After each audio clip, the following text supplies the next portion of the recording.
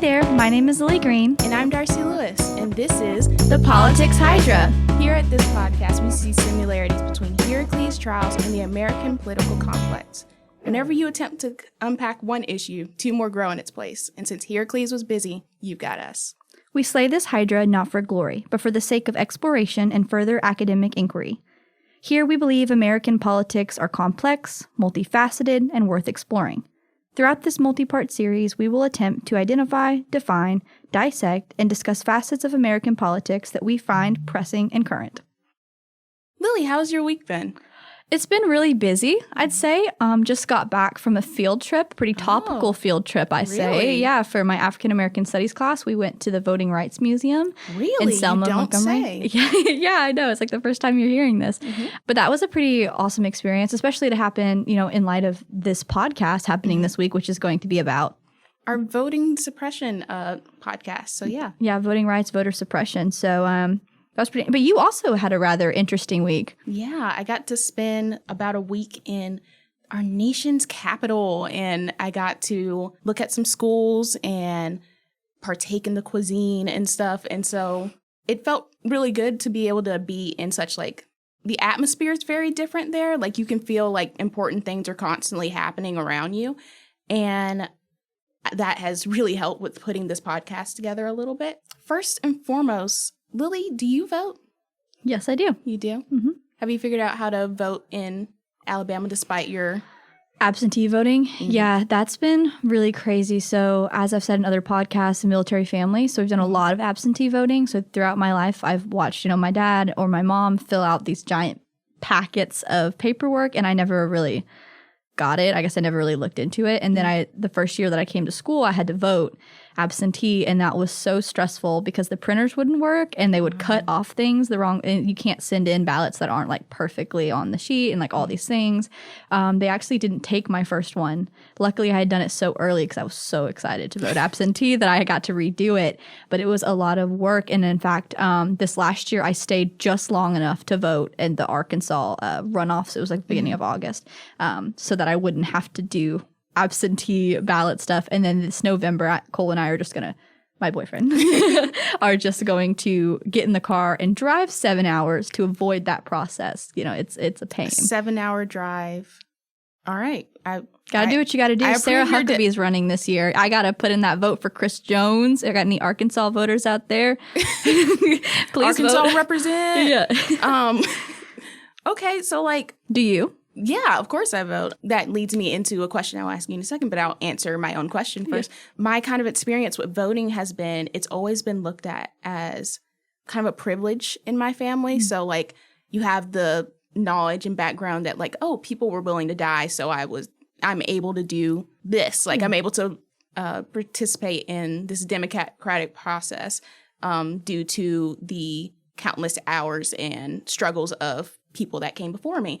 One of the main things was my dad would tell me that whenever he turned 18, his grandmother took him to the polling station to get him registered to vote. And that was a very, on his birthday. So as soon as he turned 18, it was all right, now this is what we're doing. Yeah, this is what we're doing. This is what adulthood's going to look like for you. And so whenever I got told that, I was I'm so excited to be able to be a part of it and stuff. So was that the thing you were looking forward to, turning 18? When I was, this is an academic podcast, but when I turned 18, I just think it's interesting to talk about that. When I turned 18, the thing I was excited the most about was being able to go to a strip club that I still have yet to go to, that's what I was most excited about.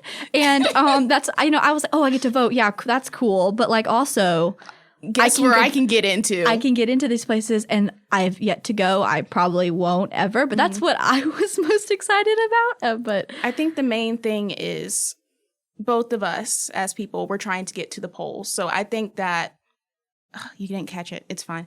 What's the joke? Go ahead. Explain it to me. The polls. Polling as in the polling station, and you wanted to go to Oh my gosh. That is welcome. A good one. You're welcome. That I would... Air bump. All right. That's good. All of our viewers can see that at home. Well, I will say, so when I turned 18, it was in 2018. So it was during the midterm elections. And I actually didn't vote. I know that's really bad. Take her away, officer. I know that's really bad. I can't remember what was going on. I think I was just, not that there's an excuse. I just, I wasn't as involved. At the time, I thought I was a Republican. I know. I don't know if I was in my libertarian phase or in my Republican phase.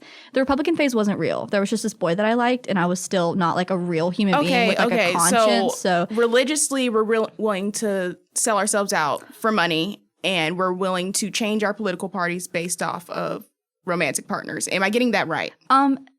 When you're like a 16, 17-year-old girl, yes. I don't recall doing any of those upon the age of 16 or 17, but go off. At the same time, I think I was holding vice chair of the Stonewall Caucus of Young Democrats of Arkansas, and I just didn't vote. And like to this day, now that I am so, I don't know, maybe a real person, I'll just put it that way, you know, and I'm actually thinking about things, looking back on the fact that I didn't vote and that, it's just... It's all your fault, basically. Yeah. Everything that's happened up till now. Yeah, no, but I do feel some sort of guilt in that, and I've made sure to vote every single time afterwards because I'm just like, whoa, that was gross. Why didn't I do that? But have you voted every single opportunity you've been able to vote? Yes. Now, I will say I haven't been like, all right, I'm putting this on the calendar. I got to get up and go. Like sometimes my mom will be like, hey, get up. You need to go vote today.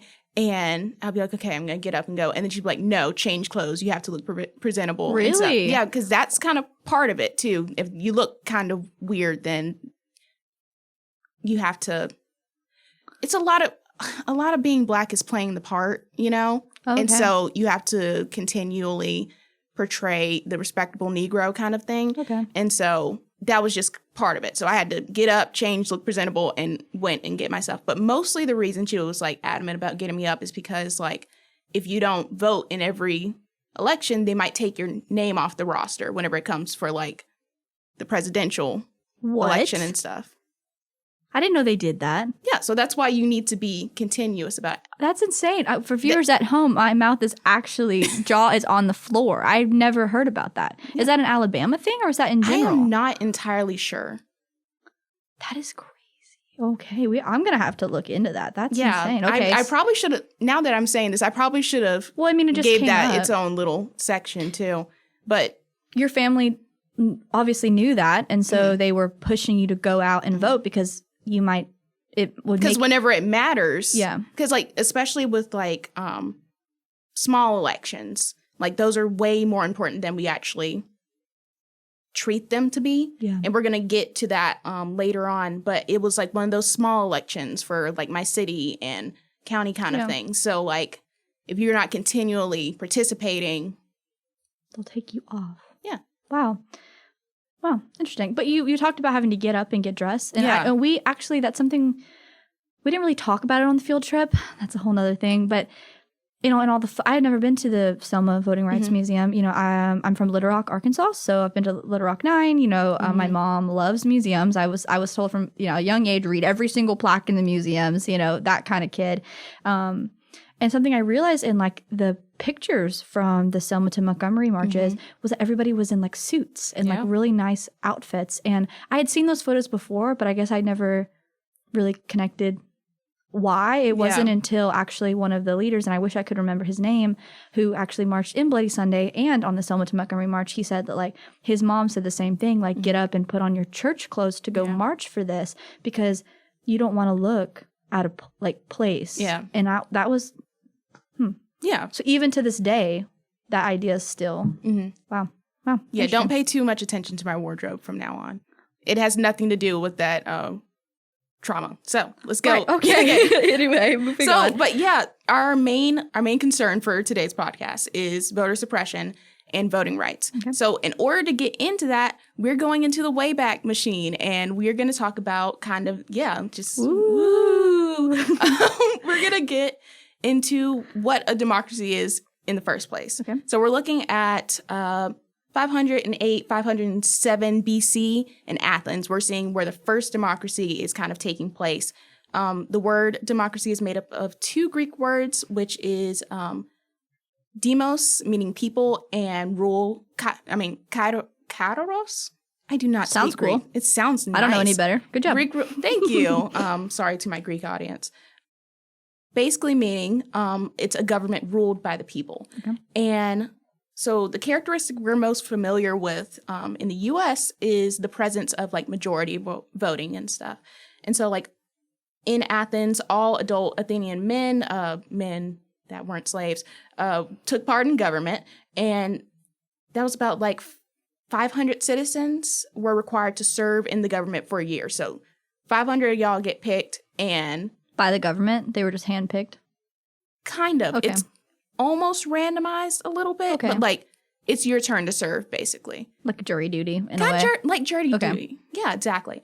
And so the name of this kind of democracy is a direct democracy. So that's when we're like, okay, these are people directly from the population. These are citizens in a way that are being picked to work. Exactly. And then what we have is like a representative democracy, which is more of like we're picking people out of the population To kind of deal. represent us. Yeah, Exactly. cool.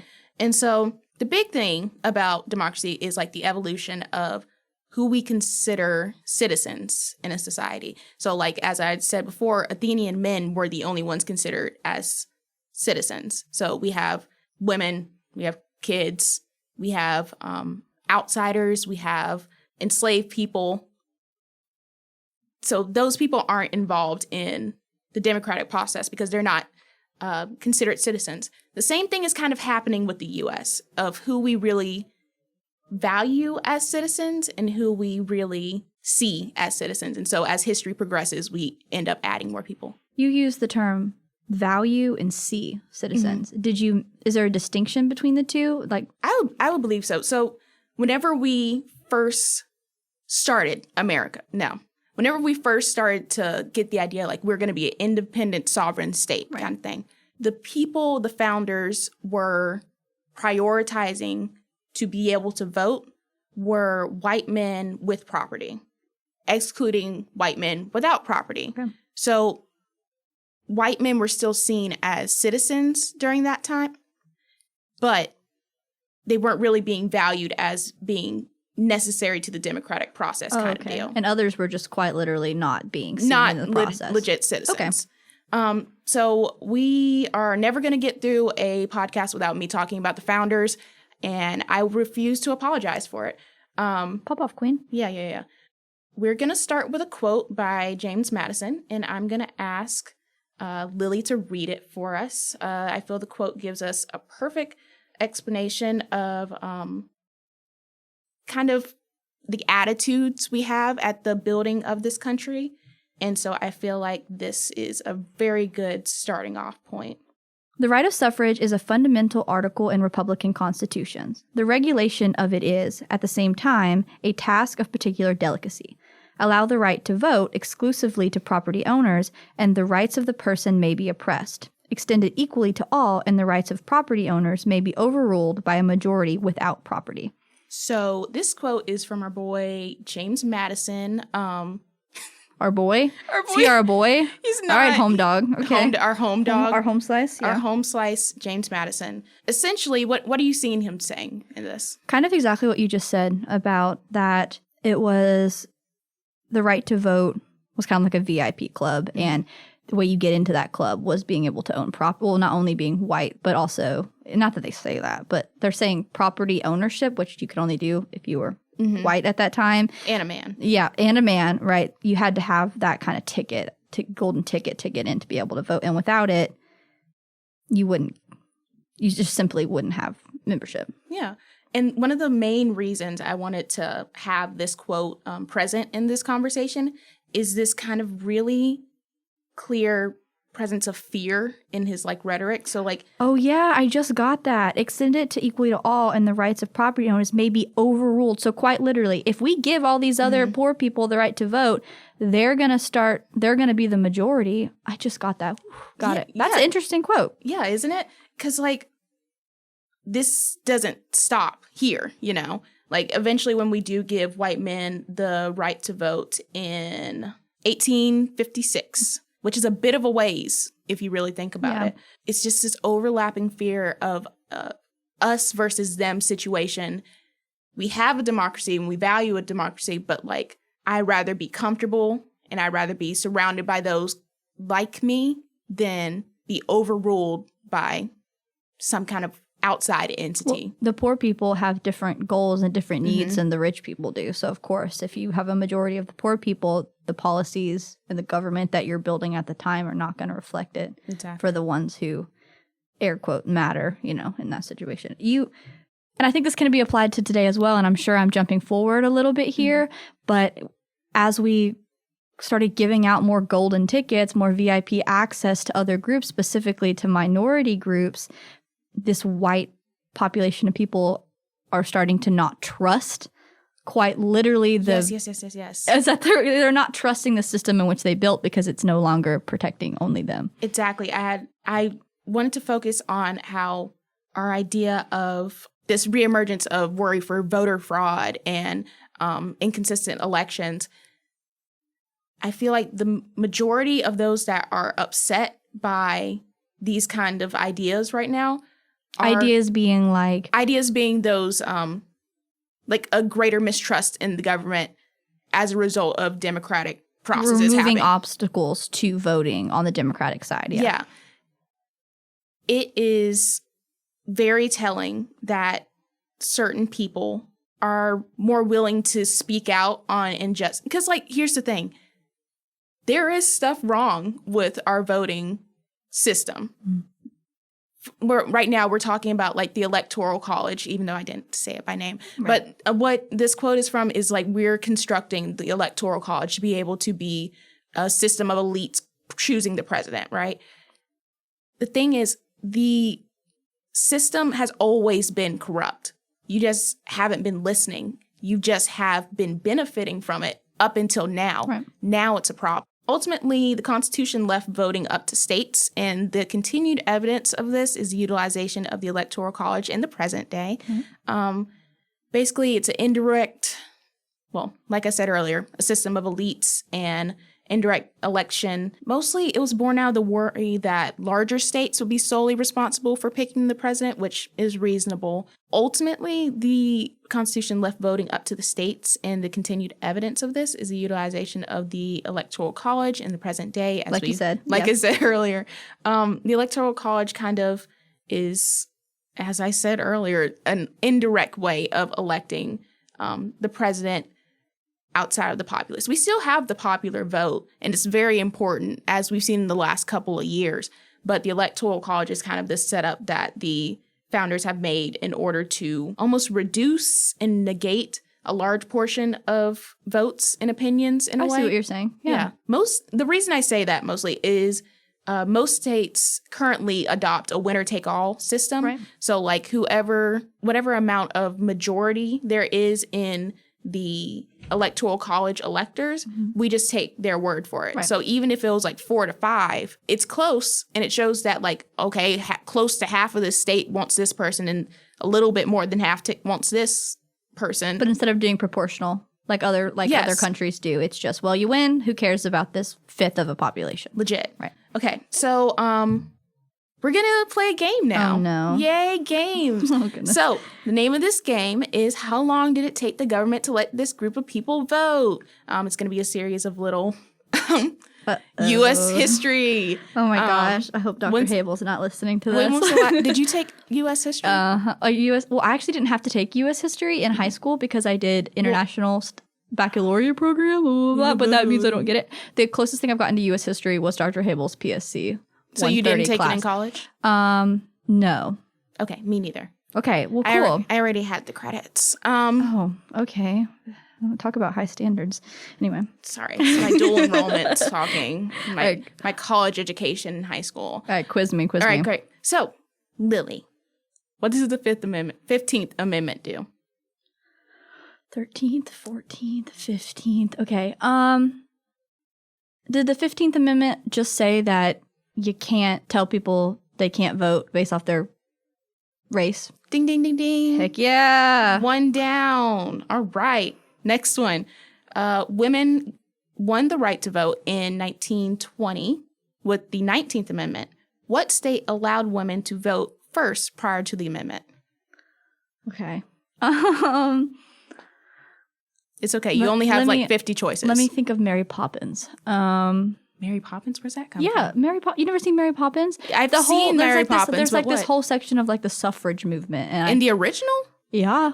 You need to. Obviously, you did not do the research you needed to do for a voting rights podcast. Listen, I was paying attention to the penguins.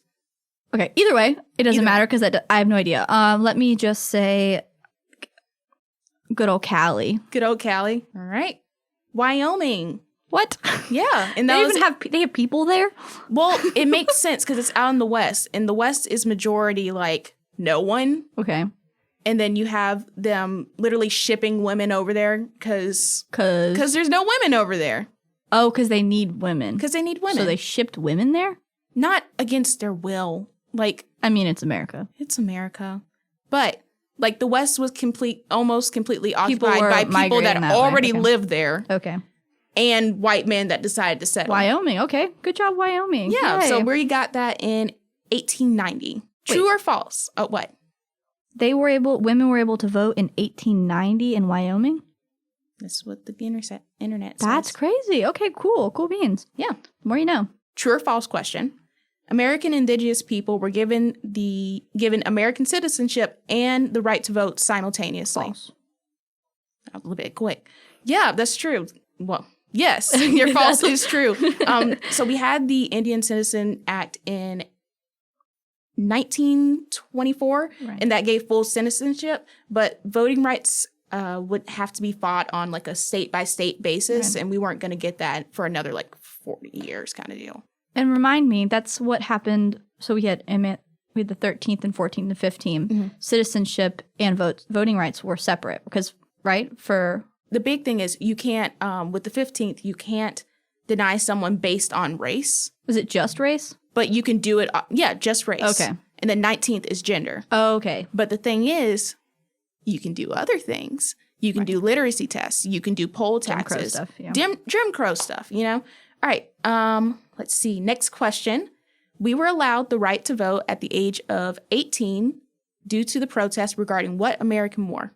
Forrest Gump, Vietnam. Yeah. Yeah. So, as we saw, Why are all my references based off like movies? Like, That's why a is my great question. That's a problem. no, honestly, Didn't you just present in class? I mean, I was how- about to say maybe fiction can alter our political beliefs. Apparently, it's helping me get these right. Yeah, so, you're okay. welcome. Well, not beliefs. Well, which ones was it? It doesn't matter. Fiction helps. So yeah, you had the government doing the draft and sending all these young people, and most of them straight up didn't want to go because, Who wants to go to Vietnam? well, I'm sure it's a lovely place, Lily, but Okay. not for the wars and such. Right. And so you get enough angry people to be able to say, like, hey, how can you send us off to war and we can't even participate in the democratic process? And then we get that. So it went down from 21 to 18. Can you imagine waiting until you were 21 to be able to vote? Yeah, that would be crazy because I'm just now turning 22. And so, I mean, maybe in some scenarios it would be good. Some of these younger kids, you know what I mean? They got some crazy ideas. What is Well, it? that's every generation. I'm just kidding. No, it's good that we can vote at 18. If anything, I think we should be able to vote younger. Let me just preface that for anybody who's listening. But How young we talking?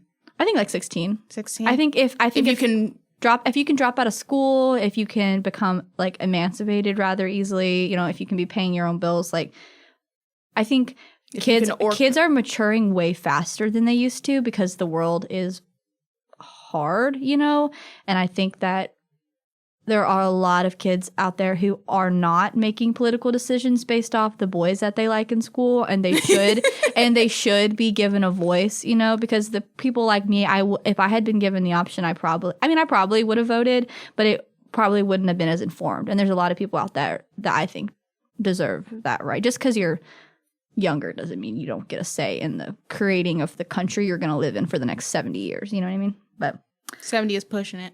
well, still. All right. Last question. So Congress passed the American Vote Act, which replaced outdated voting equipment, made statewide voter registration lists, and used provisional ballots so you don't get turned away if your name's not on the roll. That's the roll we were talking about earlier. As a result of which presidential election? So you mean which president did that? So Oh, which election? yeah, so made them made us want to do this act. I don't know. Really? Should I take just a guess? Do you want a hint? Gaffes? Yeah, a hint would be cool. Okay, it was a mess. The entire election was a mess, and it made us really question what. Well, I mean, we've The had some system. messy elections recently, but I'm thinking maybe that's not what we're talking about. I was being nice, and I added. Did I put the year 2000? It's a 2000s kind of act. It's not in 2000, but I'm just gonna give you the millennia. I have no idea. Let's just blame Bush. Well, I'm glad you said that because it was the Bush v. Gore Heck yeah. presidential election. Ouch. Sorry. I got excited about that. Anyway, okay. Well, yeah, you remember the Bush v. Gore situation? Yes, I do remember that. Since you were like present for it and such. Yeah, no. Can you give me a rundown? You want a real quick? rundown? Yeah. Okay, so basically, working with the Electoral College, and everyone's excited trying to figure out who's going to be the next president and stuff. But we don't get Florida's stuff in fast enough, and it turns out Florida's Crazy. Sorry. There's a record. We're recording. Continue. So Florida has multiple of its polling places have different criteria for how we're counting the votes, and it's kind of at that time they did. Yeah, at the time. There's no continuity in how the entire state is acting. That is messy. Per county. And so whenever they're like, because Bush and Gore were waiting on those last 20-something points from Florida to be able for one of them to win. Okay. And so it got to a point, and then they counted it up, and they went to Bush. But the thing is, since there was so much faulty counting, Gore asked for a recount, basically, for them to recount stuff. And then they found that this county over here is doing one thing, and this county over here is doing another thing, and we need to recount all that stuff. They recount them up, and they're like... Something's not adding up here. Yeah, exactly. But we just give Supreme Court's like, all right, well, you're going to be the president now. And so Bush is president.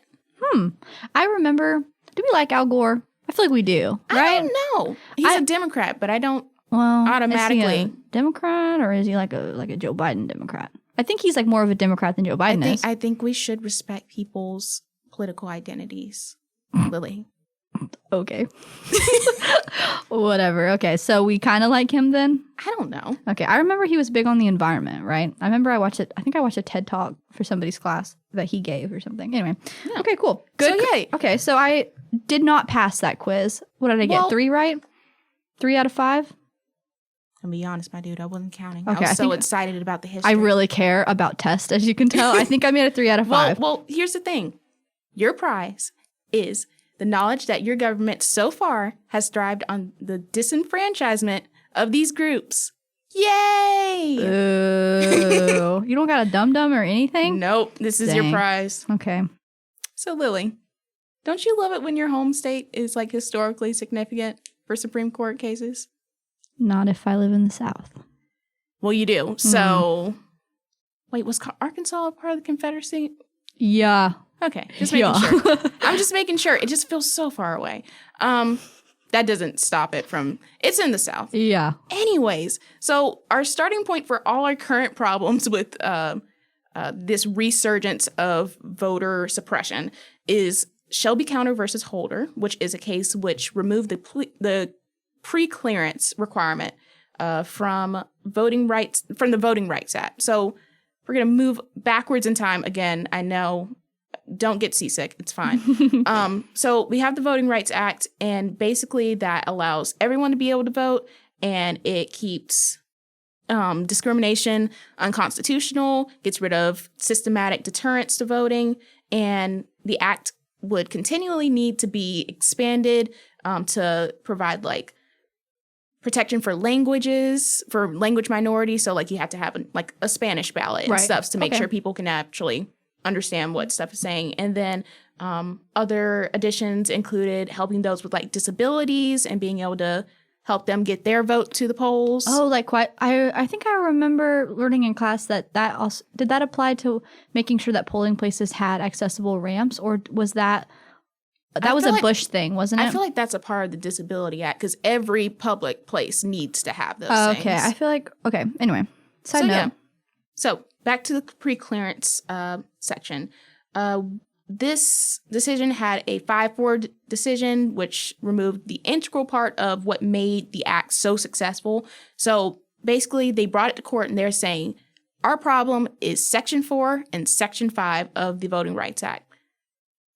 Darcy, pray tell, what is Section 4 and Section 5 of the... Oh, yes. Please do tell. Yeah. So 4 included a definition of like districts in states that had literacy tests in like 1965. So Okay. every state county that had literacy tests at that time, without a 50% turnout of like its population. So like, yeah, people are voting and maybe we didn't have a voting literacy test, but like if you have a majority Black or minority based county and you're only getting like 20%, which is like all the white people that are allowed to vote, then Right. that's a problem.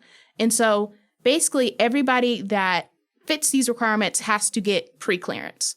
Okay. So 5 also says that we can't change any district's laws about voting without first bringing it to basically like a council. So like the Attorney General or a District of Columbia panel of judges. Okay. So if we want to change a law, we need to bring it in front of these people because we have had a history of disenfranchising and discriminating against certain types of people for voting. Okay. Sounds great, right? Yeah, sure. So we're going to take that away. And we're no longer going to apply that because, like, the states came in there, the Supreme Court, and they're like, look, this is so outdated. We don't even do these things anymore. We fixed all the problems. Like, we don't need the pre-clearance anymore. And, you know, the Supreme Court said, you know what, honey? You're right. Oh, no. You have changed for the better. And it's definitely not as a result of the act. And one of those justices that wasn't for this was our dearly beloved Ruth Bader Ginsburg. R.I.P. the GOAT. R.I.P. And she has a quote saying that throwing out pre-clearance when it has worked and is continuing to work to stop discrimination changes is like throwing away your umbrella in a rainstorm when you're not getting wet. If you are in a rainstorm and you have an umbrella and you're not wet, it's because of the umbrella. The umbrella here symbolizing the Voting Rights Act that made sure that these states were not discriminating against people. Yeah. And so what they did is they took that umbrella away and said, I hope you got a poncho kind of thing. Basically. Okay. So, yeah. So whenever we look at voting, it's always a system of who's voting and who's not voting. And as demographics of people that aren't voting as much, like there's plenty of us young adults, but many of us aren't involved in the political process. And so what you have is a lot of the older generations, like retirement age and up, they are very adamant about getting to those polls and voting. And maybe it's kind of a result of like what I was talking about, like, hey, you have to live through just getting your rights kind of thing. Right. But there's also those kind of like systematic barriers put there. Yeah. You have some interesting statistics here. Yeah. It says 67% of all citizens age 18 and older reported voting. 73% of all voting age citizens were registered to vote. Yeah, we're working with 2020, it might be 2020. 2020, yeah, from the U.S. Census Bureau. Yeah. Yeah, so that means over 25.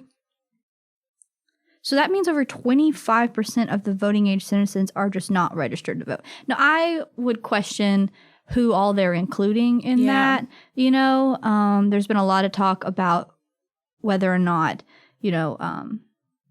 immigrants to the U.S. can vote even after they get their citizenship, especially with all the ICE stuff right now. There's a lot to question there. But either way, if we take this as reality, that's still a very large. And the thing is, it doesn't get smaller. That 25% only gets larger when you add in all the other variables. So that's a lot of people not voting. Yeah. So, what do we do about that? How do we get them to vote? How do we get people to vote? So, like, I remember learning about places like Australia and stuff, like where you have to vote, like it's mandatory kind of thing. I didn't know that. I believe so. Okay, we'll cut it if I'm wrong. Oh, well, I'm leaving it in. Let's see. Let's not do that. But I remember reading in Athens, like if you don't, like we're working with that 500 again, who were required to vote by the government. Yeah. If you don't do your democratic duties, then like they'll like paint your house a certain color, or they'll like you get marked. What color was it? I want to say red. That's not very cool. I'd probably vote. Probably vote. Okay. Yeah. So avoid getting your house painted and vote. One article that I read talked about how having text messages that send reminders of like upcoming elections and stuff did help. Oh, they helped? And, yeah, they I did. Just blocked. Oh, goodness. We're probably the problem. Yeah, sorry about that. I mean, for those who need it, it's helpful. It's helpful because like you don't see it very often. Like you don't watch the news and they're like, hey guys, you got 30 days until you need to register to vote and such and such. I don't feel like there's... Seems like they would be, but they're not. So those voting... I mean, of course, that's not the job of the media to tell us to do things. They should help. They can help. Yeah, okay. But yeah. So we're working out of the 2020 elections. Okay. And all of that happened. So to talk about that a little bit more, we're going to use some big girl words. Oh, no. Yay, big girl words. So I pick up a couple terms that will be used in the conversation concerning modern voting, how we see it now. So one of the big things I keep seeing thrown around is election integrity. Right. And so this is kind of like the public confidence in the electoral political processes and like how honest we feel the system is. Fair enough. Simple. Yeah. I had to change this because whenever I first started making my outline, I had ballot harvesting there. And apparently those things are the same thing. Right. But once I saw like third party voting, well, let's go into what it is first. So basically it's, you have like your absentee ballot. So you have your absentee ballot and you're either not voting on election day or you're sending it. You're not voting on election day and you're basically just sending it in through another party, not yourself. Okay. And so one of the things that was happening, one of the big things that was utilized in the 2020 election was like, hey, COVID is really crazy right now. And if you don't want to get out of your house, that makes sense. We can get your ballot and we can take it to the mail and we can get it there. But there was a lot of pushback on that. There was a lot of pushback, enough that I found a movie. Apparently there's this conspiracy movie called like 2000 Mules or something. And it was like these dudes that they use camera footage for their theory that we're ballot harvesting and that we're just like, there's fraudulent things happening in the mail-in ballot system. And it was just, it changed my, whenever you watch one weird video on YouTube and it changes like your advertisements. Yeah, your algorithm. My algorithm. Yeah, exactly. Okay. Messed my whole algorithm up. I was getting campaign stuff. It was... Oh no, what a rough time. Very rough time. They're usually for like plushies or something. Anyways. So we have election integrity, third party voting, and then the next one. Next one is voter fraud. So this gets into it a little bit. Whenever I first encountered this, actually, Lily, what do you think voter fraud means? Well, when I hear the term voter fraud, I immediately jump to some of the dialogue happening on the Trump supporting side of the Republican Party. Try to make that distinction there. Yeah, there's a good distinction. Because, a lot of Republicans are like, well, we lost. I mean, I actually saw this really interesting TikTok that was showing how when a Republican wins or when a Democratic president wins, they get up and they give their concession. Is that what it's called? Concession speech? Or I don't remember. Something like that, where they're going to be like, I lost. I lost, but let's accept that. I stand behind the president, right? And that didn't happen. Oh. And I think a lot of that leads to this idea of what voter fraud is. Like, there's a pattern that we're used to in like a transition of power, and we didn't get that at all. It wasn't very regular. And so we have these ideas of like voter fraud. Well, if this didn't happen the way it always happens, something must have happened. There must have something went wrong. Something went wrong. And of course, you don't want to associate that with your own party. So who did it? The other side. And if they did it, that's fraud. And because we don't have like a lot of election integrity, like we don't trust the system, because if we trust this, if the system worked, we would have won, kind of thing. So that's what I think of. It's just this like muddling of trust of our election process, and from the Republican side specifically, this idea of fraud in the last election. But yeah. Wow, that was a really astute answer, Lily. Thank you. Whenever I thought of voter fraud, I thought of it whenever you go to the Sam's or the Costco and you get a sample, and then you walk around the back block and you come back to get the same sample with a mustache. Oh, that is fraud. Is it fraud?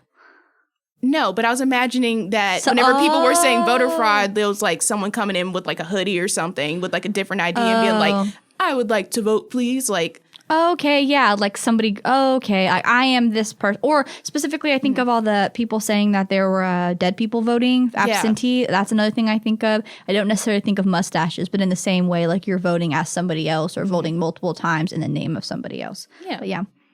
So,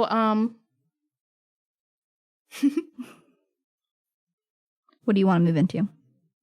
Well, I was looking at my notes to see. So we have our big girl words. Right. We're going to get one stat from our 2020 elections, which was 69% of voters nationwide cast their ballot in a non-traditional by mail or before election day. So we have a large majority of everybody getting their votes in a non-traditional way. I think the thing is that I've only been alive for 20-something years. Really? You know? Yeah, really. Like, I really just sprouted out in 2001, and I've been here since then. That this was even an option. I'd never heard about. I mean, at what point would I have learned that you could just? You've been in the same place, so you're not voting absentee. Yeah, right. Exactly. I've been in the same place, and there was no, like, if I wanted to vote, I just go to the polling place across the street from my house, you know? Mm-hmm. You know, back when I thought I was a libertarian, I'm just kidding. But no, seriously, I went. Legit. I went to high school in Arkansas and all that crazy stuff was going on. And then I come here and the college Democrats were like not really doing that much. And I was kind of iffy about the Democratic label. So for some reason, I thought the Libertarian label was better. But I went to a Libertarian meeting, and one of the first things that you're going to think I'm lying to you. He had just come from a costume party, and he was in like a black and white, like prison jumpsuit. And this guy started talking about election fraud. Like the two were not connected. He was at some other party. But that was the first time I ever heard about this. And he was talking about how we could avoid that by allowing people to vote on their phones. And I was like, whoa, how would that be good at all? Like, how would that fix any of this, you know? But that was before COVID, right? Mm-hmm. And so then we moved into this COVID era of voting, and we're voting absentee and voting in like non-traditional ways. And I kept thinking about that. I'd be like, why aren't we could just vote on our phones. But that obviously with the whole, Russia colluding stuff, probably not the best option, but I just think about that because we're voting in non-traditional ways, and there's a lot of distrust of those systems, like I already said. So anyway, that was the whole point. Just wanted to tell you about that. That I appreciate. I'm really thinking about that now. My brain won't allow me to be optimistic about voting on our phones. Kind of, it's because like as secure as we feel now, someone can get into our phones. I mean, I just signed up for this new beta testing of the iPhone, and it can track everything that I do. So, like, I don't necessarily. This is a tangent. We can go. Go. No, I'm just saying. It's just like, how can the same way that we would be nervous voting on our phones, for a lot of people, voting by mail, especially in the generational, voting by mail is just as problematic and just as concerning. And but technically it's still getting mailed to be counted somewhere else though. Like, wouldn't you have more trust in the mailing system I that don't you've think been so. with all your life instead of like these new technology doohickeys? I don't know. Do you not remember like all the stuff that was going on in polling like even just voting in person, because people did vote in person. There were people standing over the tables and like not being able to get too close because of COVID, and people who were like anti-COVID were like, oh, you're not letting me stand close to you and watch you sign off on these ballots because it's voter fraud. Like that was happening in person. And so now there's not any supervision going into this absentee ballot ideal. Mm-hmm. So they were already not happy with the level of supervision going on in that election in the first place. Yeah. And then you say, oh, do it by mail. And so those same people are like even more concerned about it. And then you create this big conspiracy. Exactly. The big lie. And we get into voter fraud. Okay. So in the past, the obstacles to voting have been kind of like there and in your face. It's to keep these certain people out. So we have like poll taxes. We're keeping poor people from voting, basically. Right. And in grandfather clauses, we're trying to keep like this generational obstacle. So like if your grandfather couldn't vote, you can't vote. Right. Kind of thing. And then we have literacy tests, which is kind of... My professor in my African American Studies class, mm-hmm. he was talking about different types of Jim Crow laws that were going on. He was talking about literacy tests and how you had to make 100 on this like U.S. citizenship test, and or had to guess how many gumballs were in a machine. I didn't fact check that.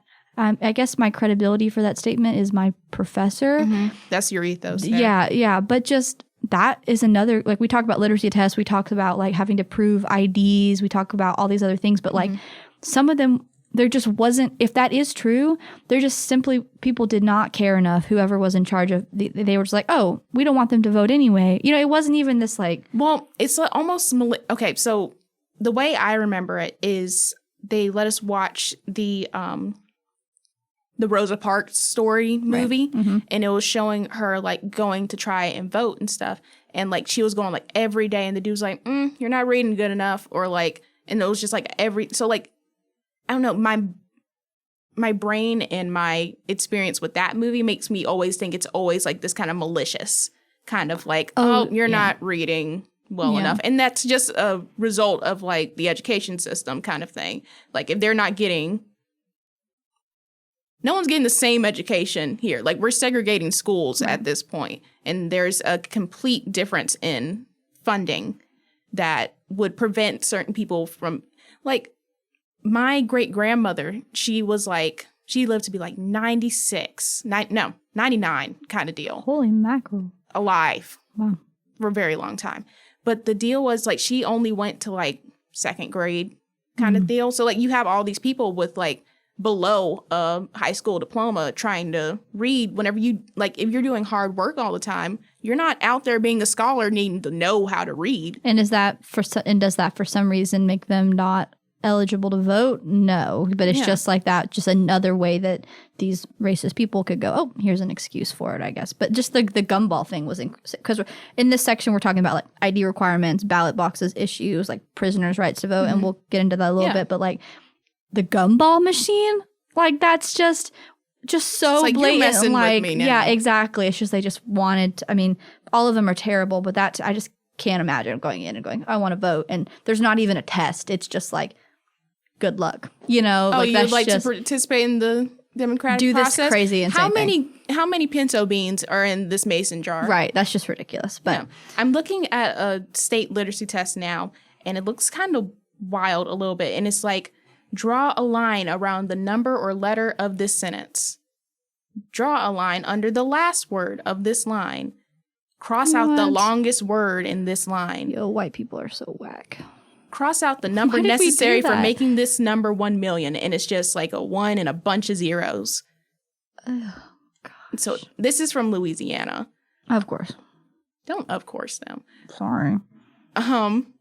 So we're talking about obstacles. So we already talked about IDs. Did you want to talk about ballot boxes? You have something? Yeah. So what originally brought me here is what happened in Wisconsin. So Wisconsin's Supreme Court back a couple of months ago ruled that ballot boxes were unconstitutional. Okay. And it's like a lot of people are upset about it, rightly. And so like ballot boxes are illegal, and they are they're using the term ballot harvesting instead of third party or community collection ballots. And so like saying it's like the practice in which political operatives collect absentee ballots from voters' homes and drop them off at a polling place or election office kind of deal.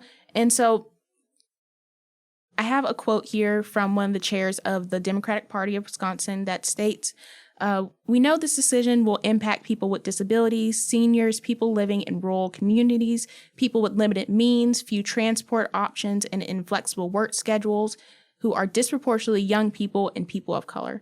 So whenever we look at things like the original obstacles we had in like this up until the 60s for voting rights, we all know those have a racial component to it because there are systematic ways of preventing people from thriving economically and educationally that has a racial component to it. But whenever we see things like this and it's under the guise of, well, this is to protect against voter fraud, or this is against like ballot harvesting and maintaining the integrity of our election space, it's a lot more difficult for people that haven't seen it done systematically to see this is a bad thing that's happening, Right. you know? Even when people have been saying it and are saying it, because it's just, well, that's just what they're saying. They're going to bring race into everything. But Exactly. Right. So, like, not important. Biden won this state in 2020. So what we're Wisconsin, you mean? Yes, Okay. Wisconsin. So what we're seeing is like where we see more voter laws being brought up, where more focus on either reducing polling places or moving them suddenly out of nowhere with like very little warning to like the population that has to go to that polling place. It's it's exclusively a Republican agenda, basically. I mean, Like, you don't see any Democratic representatives doing these type of things directly after Trump's loss. yeah, no, that's true. But I think we should also say that, all of these things are issue, but redistricting and gerrymandering is a big issue too. And Democrats are not innocent in that. Of course. Statistics show that there are more Democrats than Republicans, just statistically, except that if we get more people to vote, they're more likely to, because the people who aren't voting right now the majority of them are Democratic. And I don't have the sources in front of me, but that's just what we understand. And so, of course, the Republicans are like, oh, we need less people to vote because if they vote. I'm specifically thinking back to this whole thing that happened last year with picking up ballots from extremely rural areas that were heavily I think they were heavily Native American or I can't remember the specifics of it, but they were pretty far out. And so what was happening is that there was kind of a third party that was going out and collecting these ballots. And the RNC didn't like this. They were at the Supreme Court and they were I think it was a cabin. Oh, you mean Brnovich? I don't. Yeah. I think. I don't. Yeah. But Brnovich versus the Democratic Committee, I believe. It might have been. Somebody check us on that. But but basically the RNC went up there and was like, yo, we don't like this. And he quite literally said, because if we get these, if they vote, it's going to go against us. And he said that. And, and it's just interesting that he was even, why would you even show up to argue? Why would you say that? And it's because they have some sort of comfortability in the fact that they went to the Supreme Court initially against this of the umbrella, right? And they said, yo, we're better now. We don't need all this supervision. But now they want extreme supervision of ballot collecting because they're worried about fraud now, right? Yeah. So it's we want to take it away if it's going to be beneficial to us. But as soon as we start kind of losing out in this game, all right, well, now let's add in more supervision, but we're going to do it our way. So. Yeah. So one of the peculiar things about this ruling is that someone cannot take someone else's ballot and drop it in the box or give it to the clerk. But there's no ruling that if someone drops off someone else's absentee ballot, So like there's these kind of weird Loopholes, discontinuities.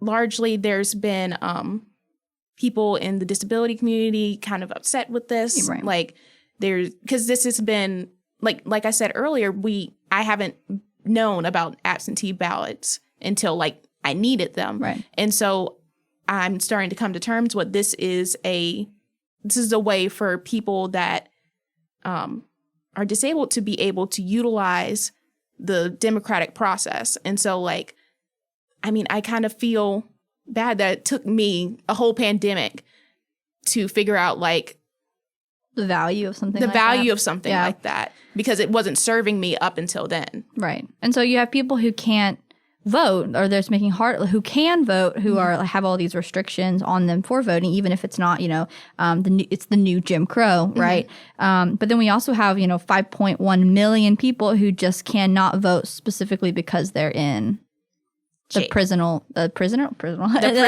industrial complex, right? Yeah. So, and that's a big problem too, because not only do we have, a bunch of people who can't get to the polls or can't access their right to use those polls, we have so many people who are living within this system that is created by politics that they don't have any say in, right? Yeah. They're the people being affected by this, and they can't even vote.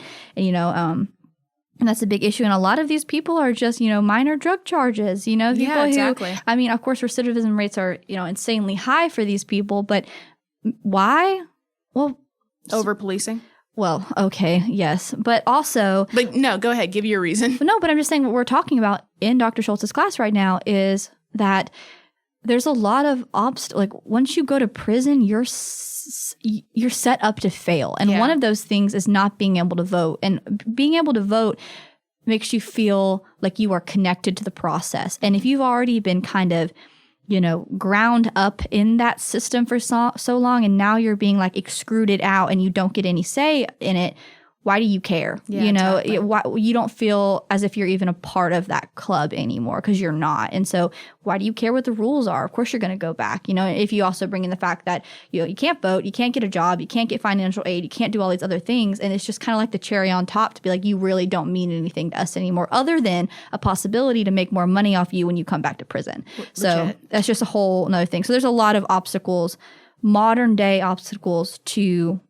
I mean, voter suppression is real. Yeah. A lot of people like to say it's not. People want to focus on this idea of voter fraud from the right, but really the issue is voter suppression right now. And this idea of voter fraud in itself is kind of a form of voter suppression, because it's like moving the goalposts of like what we need to be talking about right now, in my opinion. True. But yeah, and more about prisoners. It's America has more prisoners than some countries have people, right, and they make up such a large majority of our actual national population. And like you said earlier, like it feels on purpose, and that people they aren't able to change things politically. Like, I remember as a young person, you're always told like, go out there and vote. That's how you change things.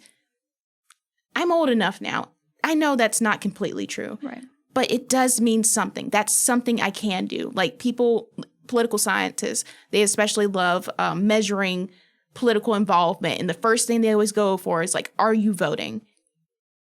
But is that the only variable? Yeah, there's other ones. There's other better ones. Are you protesting? Are you helping your community? Are you actually participating in like public office kind of deal? Yeah.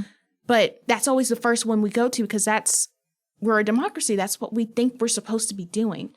And it is. And I don't want to discourage anyone from that, but there is always more that we could be doing. Yeah. And ultimately, the thing about those incarcerated is back to our idea of like, who counts as a citizen, who is a valued citizen here. And currently, as we are treating them, they aren't valued citizens. No.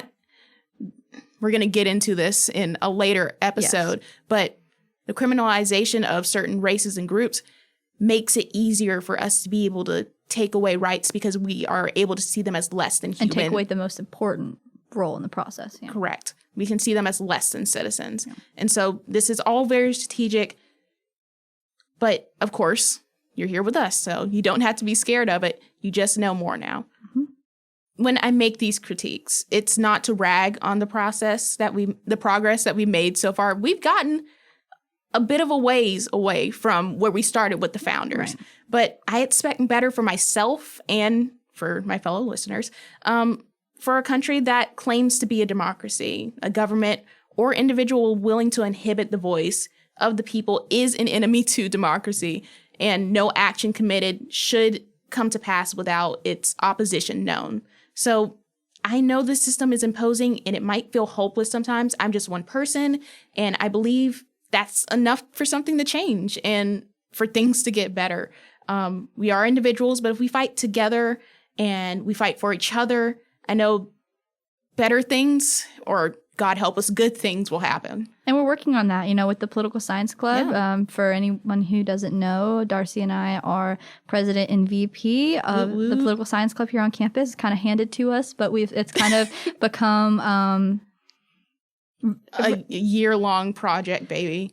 yeah. And the thing that we've been focusing on is voter registration. And, not that is the end all be all, but that's almost the first step. Yeah. If you get yourself involved in the process, you can figure it, you know what I mean? That's the very first step. And so that's what we're trying to do for a lot of these college students, so they don't end up feeling removed from that process. And, this is a learning process, like you already said. It does seem scary at times to not really understand what's going on around you. And so voting right now is a really controversial topic, and we're learning about it. And we just hope by defining some of these terms, by defining democracy, defining voter fraud, by talking to you about these really important acts, that you'll be learning with us during this process. We're students too. You're students listening. I like to think that we're imposing some sort of lesson here, but really is we're just taking you along the journey with us. So We hope you will make the journey with us, and just know